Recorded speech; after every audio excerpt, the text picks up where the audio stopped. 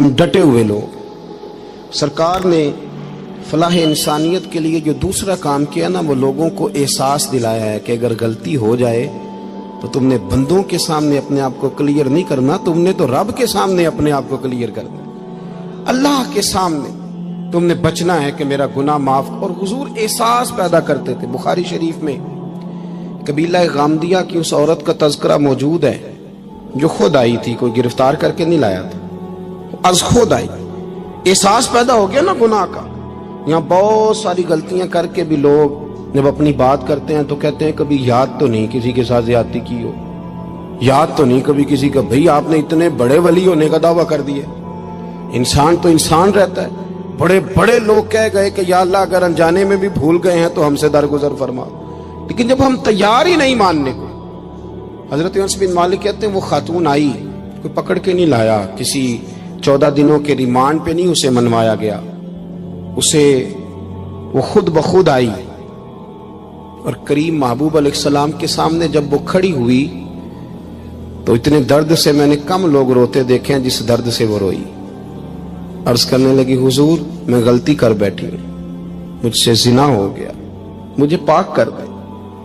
تو محبوب کریم علیہ السلام نے فرمایا تو کیسے ثابت کرے گی تو نے گناہ کیا؟ یعنی مجرم کو ثابت کرنا پڑ رہا ہے کہ میں گناہ گار.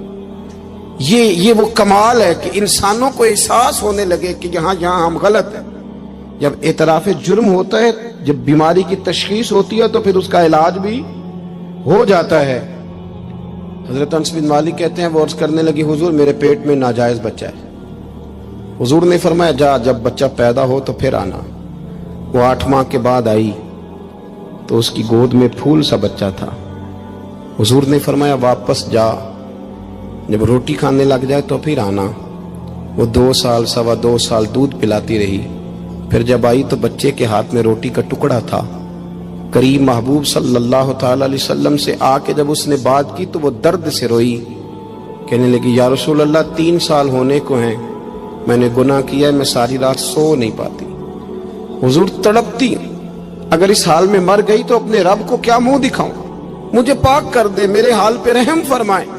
محبوب کریم صلی اللہ علیہ وسلم نے بچہ ایک صحابی کو دیا، فرمایا بچوں کی طرح پالنا، اور کہا اسے لے جاؤ، پتھر مار مار کے اسے سنسار کر دو. صحابہ کہتے ہیں اسے پتھر لگ رہے تھے اور حضور بےچانی کے ساتھ ٹہل رہے تھے. آ کے خبر دی حضور وہ تو وصال کر گئی، انتقال ہو گیا. فرمایا یہاں تک تو بات اس کی تھی. حضرت انس بن مالک کہتے اب محبوب کریم نے صحابیات سے فرمایا اسے غسل دو، کفن پہناؤ، جنازہ تیار ہو جائے تو مجھے خبر کرنا. حضرت انس بن مالک کہتے ہیں غسل ہوا، کفن ہوا، جنازہ تیار ہوا تو حیران ہم تب ہوئے جب میرے محبوب نے فرمایا صفیں بناؤ، میں خود جنازہ پڑھاؤں گا، میں خود جنازہ پڑھاؤں گا. اور سرکار نے جنازہ پڑھایا تو ایک شخص کی زبان سے نکلا حضور اس ملعون کا معاذ اللہ جنازہ جس نے ناجائز بچہ جنا، اس کے لیے آپ دعا کر رہے ہیں، جنازہ پڑھا. حضور فرمانے لگے خاموش ہو جاؤ، تم نے گناہ دیکھا ہے اس کا احساس نہیں دیکھا، تم نے غلطی دیکھی ہے لیکن اس کی توبہ کا انداز نہیں دیکھا. اور صاحب کنز العمال نے یہ لفظ نقل کیے ہیں کہ کریم محبوب فرمانے لگے اس نے تو ایسی شاندار توبہ کی ہے کہ اگر میں اپنی ساری امت میں بانٹ دوں تو اللہ سب کی مغفرت فرما دے گا. احساس جب پیدا ہو جاتا ہے نا اپنے دل کے اندر کہ یہاں میں غلط ہوں. ان العبد اذا اعترف ثم تاب تاب اللہ علیہ او کما قال نبی صلی اللہ علیہ وسلم، رواہ مشکات. حضور نے فرمایا جب کوئی بندہ کہتا ہے نا اللہ میں بھول گیا تھا اور پھر وہ توبہ کرتا ہے تو رب اس کی توبہ کو فوراً ہی قبول فرما لیتا ہے. پہلی بات یہ کہ عقائد کو مضبوط رکھیں، مضبوط عقائد. اور یہ جو آج کل ایک اور ماحول چل رہا ہے، کوئی تھوڑا ادھر کو تھوڑا ادھر، عقائد وہی درست ہیں جن کی تشریح شیخ عبدالحق محدث دہلوی نے فرمائی. عقائد وہی درست ہیں جن کی بابت حضرت مجدد الفسانی لکھ گئے، اور ان سب کو اگر کھلا کر کے بیان کیا تو امام احمد رضا فاضل بریلوی نے بیان کیا. انہی بزرگوں کی باتوں کو کھول کر ہمارے سامنے رکھا. مضبوط عقائد کی زندگی گزاریں. اور دوسری بات اگر کبھی کوئی غلطی ہو جائے پھر اس کا احساس پیدا کریں، پھر اس سے توبہ کریں. تیسری بات جو فلاح انسانیت کے لیے بڑی ضروری ہے وہ یہ ہے کہ تھوڑا احساس پیدا کریں دوسروں کا. میری زندگی میری ذات سے شروع ہوتی ہے. میری ذات سے، میرے سے ہنس کے بولو، میری بات مانو، میرے پیچھے چلو، میرے آرام میں خلل نہ آئے، میری طبیعت کے مطابق. بھئی آپ کی طبیعت کے مطابق چلیں تو پھر تو آپ بہت بڑے خود غرض ہوئے کہ آپ نے صرف اپنے لیے سوچا. محبوب کریم کا کمال یہ تھا کہ حضور نہ دوسروں کا بڑا احساس فرماتے تھے. آپ بخاری مسلم کی وہ حدیث پڑھیں تو حیران ہو جائیں کہ سرکار فرماتے ہیں میں جب نماز کی نیت باندھتا ہوں تو میرا دل کرتا ہے میں لمبی نماز پڑھاؤں.